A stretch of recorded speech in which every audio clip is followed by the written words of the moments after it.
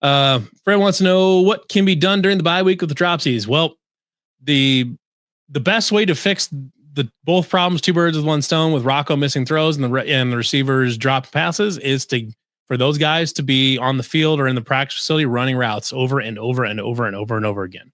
If anybody in that quarterback room or the wide receiver room went home this past weekend instead of sitting in that practice facility and running routes and getting on time, getting reps, getting back to where they need to be. If they weren't doing that and they decide to take the weekend off or whatever, then I mean, that is not part of the process. Frank, to put it as politically as I can,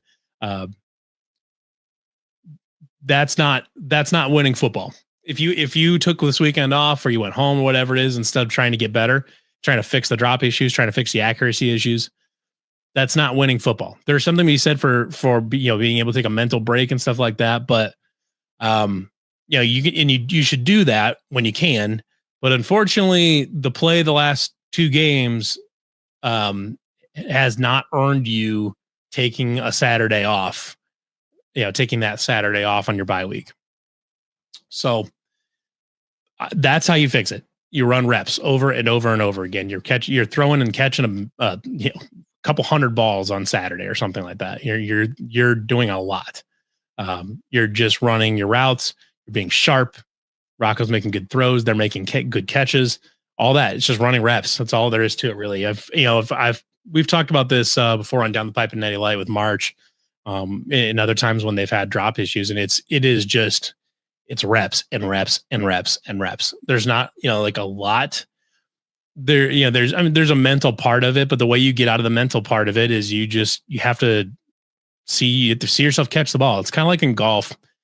There's a kind of like not to get too far into this, but the idea, if you're in a funk, if you're a golfer and you're in a funk and you're having trouble putting or whatever it is, physically watching the ball go into the hole and hearing it hit the bottom of the cup and finishing out the rep is a great way to kind of start grounding yourself a little bit and getting yourself back into the mental space that you want to be in. And for Rocco and the receivers, completing passes, just going into the facility, running good routes, running crisp routes, completing those passes and getting back into a rhythm is the best thing that they could possibly do.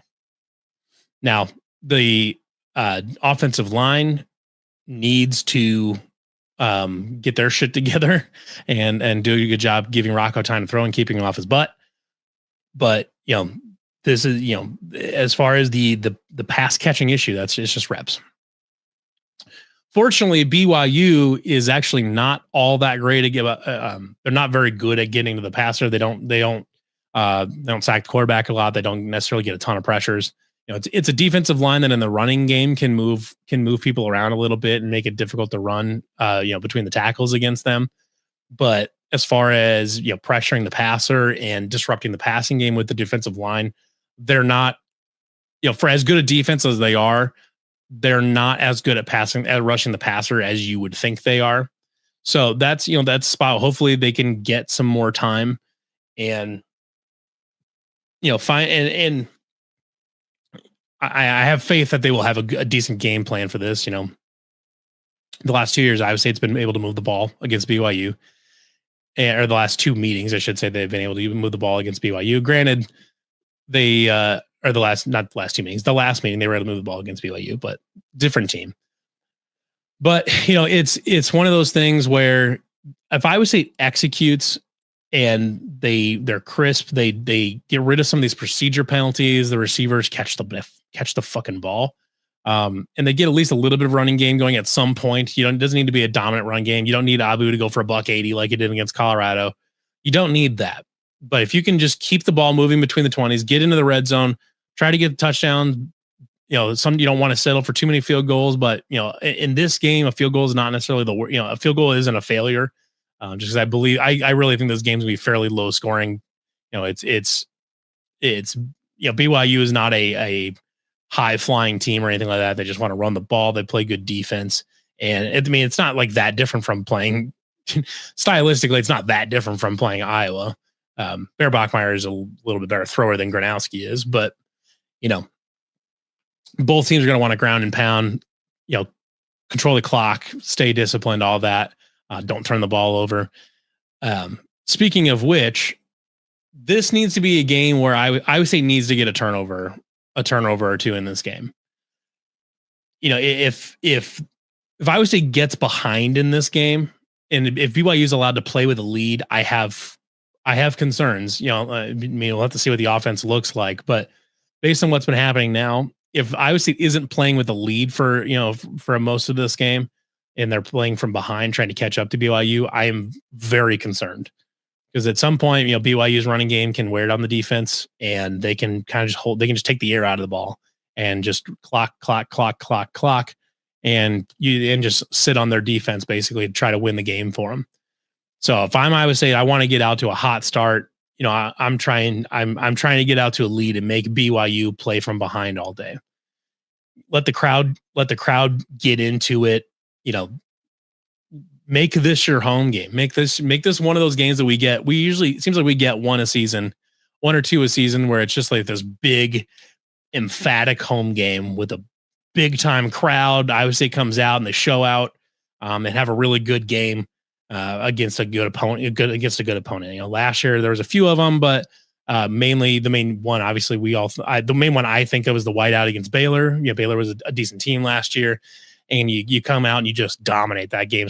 You dominate that game for the past, the last three quarters. The crowd's awesome. The environment's awesome. Everything's great. The whiteout this year obviously was very good. Once again, blew out Arizona. That's all great.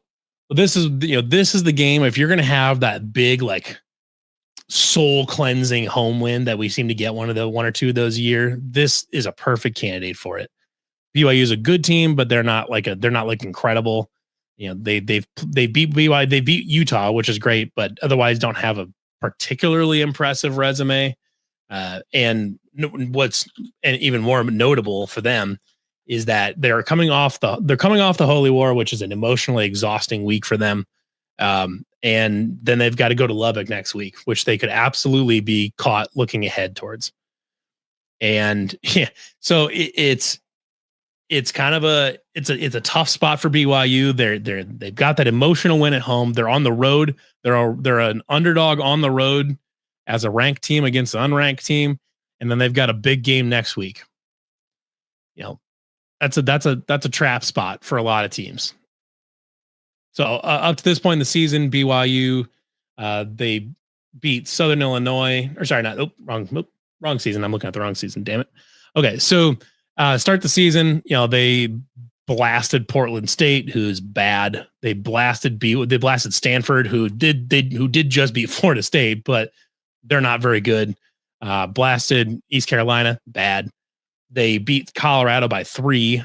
And obviously, we lost to Colorado, but we were down 2 All-American corners and they weren't. They beat West Virginia by 2 touchdowns, then beat Arizona by 6, and then beat Utah by 3. This is not a team that's like dominating good teams. They're scraping by good teams. They're beating bad teams by a little bit, and they're blowing out really bad teams. So they're not unbeatable. They don't blow you away offensively. If you can get a couple red zone touchdowns and get a couple field goals and hold them to some field goals in the red zone, and limit the big plays, there's a clear path to victory for Iowa State here. Just out execute BYU, which sounds, which with as good as solid as rock solid as BYU is, that's not like an easy task, but that is like, it's a straightforward task. And it's like, you just need to be sharper. You need to commit fewer penalties. You need to make better throws. You need to make the catches. You need to make a guy miss. If you can get a turnover, great. A turnover in this game is going to be massive. So really, really can't afford to turn the ball over to BYU. Which means Rocco cannot be throwing picks. If you're going to throw the fade ball in the end zone, throw a fade ball. Don't throw a goddamn bullet directly to the back. You're throwing bullets to the back shoulder on a fade ball.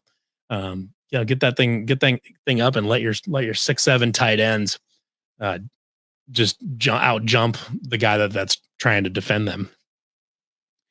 If you can do that, and especially if you can get to a good start and play from ahead most of this game, Iowa State is good enough to get ahead and just stay ahead and just keep BYU back. So, I mean, that's all there is to it, really. I mean, it sounds complex, it sounds simple, and the game plan wasn't dissimilar from Cincinnati and Colorado, and they just didn't execute. In the last few seasons, Iowa State loses 2 in a row, and then they go back and they win more, and then they win a few in a row. Fred says limiting terrible calls by the refs in the end zone will help us win. Brian says can't leave it up to them. Still had opportunities to win both games despite bad calls or non-existent run defense. You're both right. You're both correct. The Colorado one is interesting because the Big 12 Conference actually made a statement saying that the pass interference being picked up in the end zone was incorrect. And you could absolutely make the argument that completely shifted how the game was going. Iowa State had a chance to, I believe, take a lead there or take a lead or tie it up. And, they would have gotten a first down, they would have gotten first and goal on the 1 yard line. They probably score there. So, they essentially took a touchdown off the board and gave it right back to Colorado. So, that was potentially a 14-point swing. And, like I said, they still had plenty of opportunities all game to get it done. But, that call absolutely changed how things were going. It changed the flow of the game, changed how everything was happening. So, there's not a lot you can do about the refs. Sometimes they're bad, sometimes they're good. It just kind of is what it is. You got to play with it. But, I don't know. It is what it is.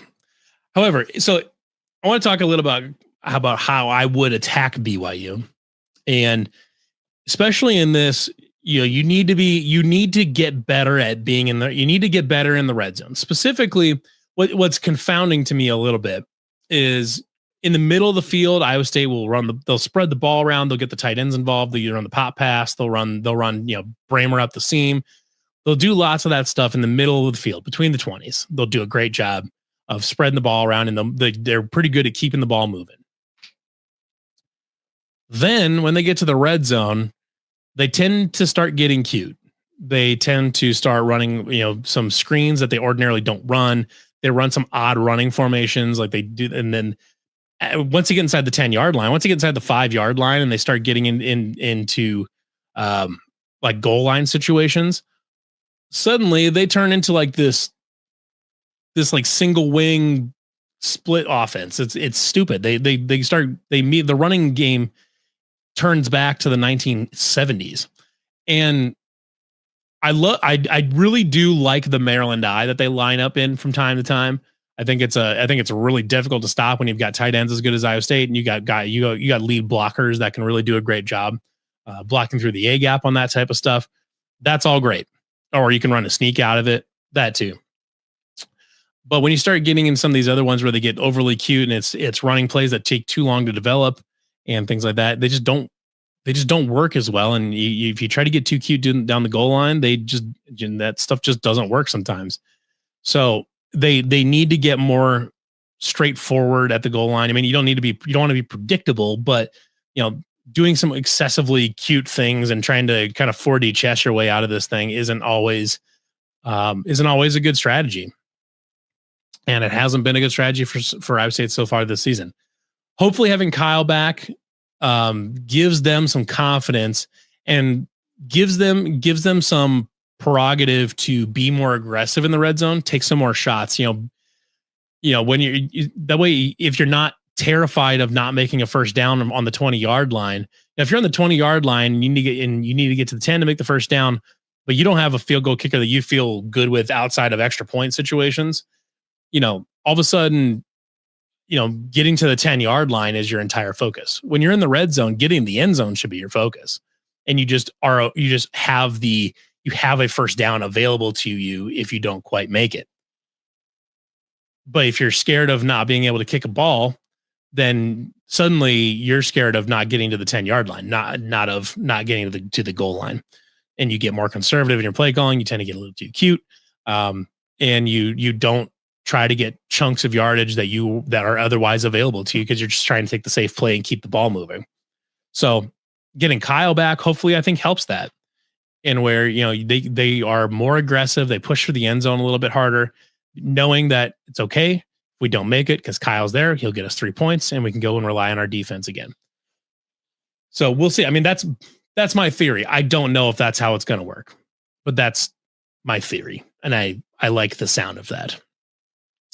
Other than that, I mean, like I said, I think Taylor Mauser's done a good job in the middle of the field. They're moving the ball. I mean, his game plan would look a lot better if the receivers would catch the damn ball. And we'll see how they manage having both running backs back. Giving Abu. I'm pretty sure. I mean, I think I said it on this. I think I said it last week too, that giving Abu an entire game's worth of carries, giving him 15, 20, 25 carries in a game, giving him that allowed him to get in a rhythm and be a lot more successful in the running game than when he's only getting, 10 or 12 carries. And and they're sporadic throughout the game and you can't really get a good feel for how everything's working, and all that.